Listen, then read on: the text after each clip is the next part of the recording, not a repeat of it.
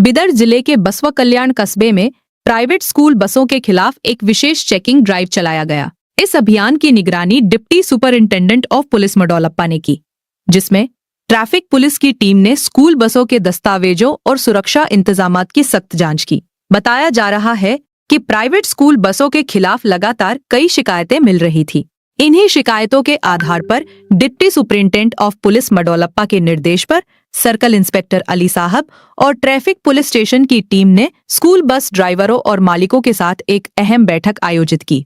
इस दौरान पुलिस अधिकारियों ने बसों के सभी जरूरी दस्तावेजों की जांच की और बसों के अंदर उपलब्ध सुविधाओं का भी बारीकी से निरीक्षण किया। टीम ने बसों की स्थिति, छात्रों के लिए बैठने की पर्याप्त जगह और आपातकालीन हालात में फर्स्ट एड बॉक्स जैसी व्यवस्थाओं की भी विस्तार से जांच की।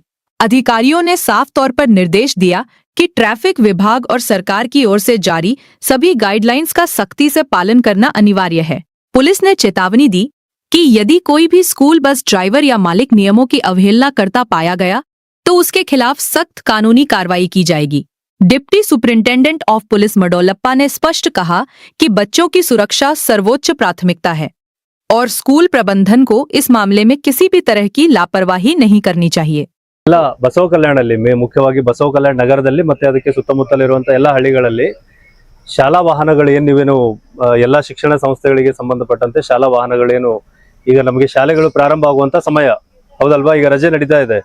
ಸೊ ಶಾಲೆ ಪ್ರಾರಂಭ ಆದ್ಮೇಲೆ ಮತ್ತೆ ನಮ್ಮ ಕಾರ್ಯಾಚರಣೆಗಳು ಸ್ಟಾರ್ಟ್ ಆಗುತ್ತೆ, ಶಾಲೆ ವಾಹನಗಳು ಓಡಾಟ ಸ್ಟಾರ್ಟ್ ಆಗುತ್ತೆ।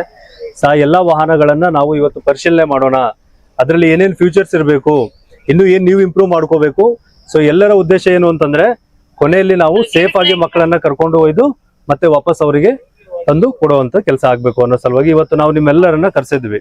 ಸೊ ಇವತ್ತು ನಮ್ಮ ಈ ಒಂದು ಕಾರ್ಯಕ್ರಮಕ್ಕೆ ನಮ್ಮ CPR ಆಯ್ತು, ನಮ್ಮ ಎಲ್ಲ ವಾಕಿಗಳು, ನಮ್ಮ PSR ಅವರು ಎಲ್ಲರೂ ಒಂದು ಒಳ್ಳೆ ಅರೇಂಜ್ಮೆಂಟ್ ಅನ್ನ ಮಾಡಿದ್ದಾರೆ।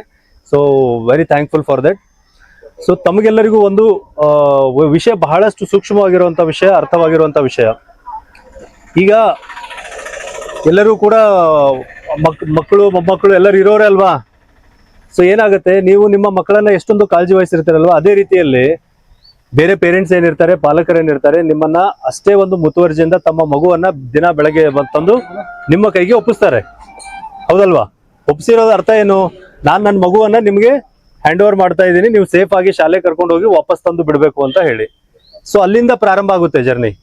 ನೀವೇನ್ ಮಾಡ್ತೀರಿ, ಕೇವಲ ಒಂದು ಮಗುವಿಗೆ ಒಂದು ಬಸ್ ಅಂತ ಇಲ್ಲ, ಇಲ್ಲಿ ಬಹಳಷ್ಟು ನಾವು ಏರಿಯಾಗಳಿಗೆ ಹೋಗ್ತೀವಿ, ಮಕ್ಕಳನ್ನ ಪಿಕ್ ಮಾಡ್ತೀವಿ, ಅಂದ್ರೆ ಬಹಳಷ್ಟು ಜನ ಮಕ್ಕಳು ನಿಮ್ಮಲ್ಲಿ ಓಡಾಡ್ತಿರ್ತಾರೆ। ಈಗ ಸಪೋಸ್ ಏನಾದ್ರೂ ಒಂದು ಇನ್ಸಿಡೆಂಟ್ ಆಯ್ತು ಅಂತಂದ್ರೆ ಒಂದು ಮಗುಗೆ ಡ್ಯಾಮೇಜ್ ಆಗಿದೆ ಅಂತ ಅದರ ಅರ್ಥ ಬರಲ್ಲ, ಆ ವೆಹಿಕಲ್ ಅಲ್ಲಿ ಬಹಳಷ್ಟು ಜನ ಮಕ್ಕಳು ಇರ್ತಾರೆ, ಅಂದ್ರೆ ಮಾಸ್ ಲೆವೆಲ್ ಅಲ್ಲಿ ಡ್ಯಾಮೇಜ್ ಆಗಬಹುದು। ಸೊ ಹಾಗಾಗಿ ಇದನ್ನ ತಡೆಗಟ್ಟಲಿಕ್ಕೆ ನಾವ್ ಏನ್ ಮಾಡ್ಬೇಕು, ಬೇಸಿಕ್ ಆಗಿ ಒಂದು ಶಾಲಾ ವಾಹನ ಅಂತ ಯಾವಾಗ ನಾವು ಚೆಕ್ ಮಾಡ್ತೀವಿ ಅವಾಗ ಮೊದಲನೇದಾಗಿ ಆ ಶಾಲಾ ವಾಹನಕ್ಕೆ ಪರ್ಮಿಟ್ ಕರೆಕ್ಟ್ ಆಗಿರ್ಬೇಕು, ಹೌದಲ್ವಾ। ಸರ್ಕಾರದ ನಿಯಮಾವಳಿಗಳ ಪ್ರಕಾರ 10 ವರ್ಷ 15 ವರ್ಷದ ಏನು ನಿಯಮಗಳಿದೆ ಆ ನಿಯಮದ ಅಡಿಯಲ್ಲಿ ಮಾತ್ರ ವೆಹಿಕಲ್ ಇರ್ಬೇಕು। ಎರಡನೇದಾಗಿ ಆ ಶಾಲಾ ವಾಹನಕ್ಕೆ ಇನ್ಸೂರೆನ್ಸ್ ಪ್ರಾಪರ್ ಆಗಿರ್ಬೇಕು। ಇನ್ಸೂರೆನ್ಸ್ ಇತ್ತಂದ್ರೆ ಏನಾದ್ರೂ ಘಟನೆಗಳಾದಾಗ್ಲೂ ಕೂಡ ಥರ್ಡ್ ಪಾರ್ಟಿ ಇನ್ಸೂರೆನ್ಸ್ ಕೂಡ ಬಹಳಷ್ಟು ಇಂಪಾರ್ಟೆಂಟ್ ಇರುತ್ತೆ, ಅದರಲ್ಲಿ ಒಳಗಡೆ ಇರೋರು ಮುಂದೆ ಇರೋರಿಗೂ ಕೂಡ ಏನಾಗ್ಬೇಕು, ಕವರ್ ಆಗಿ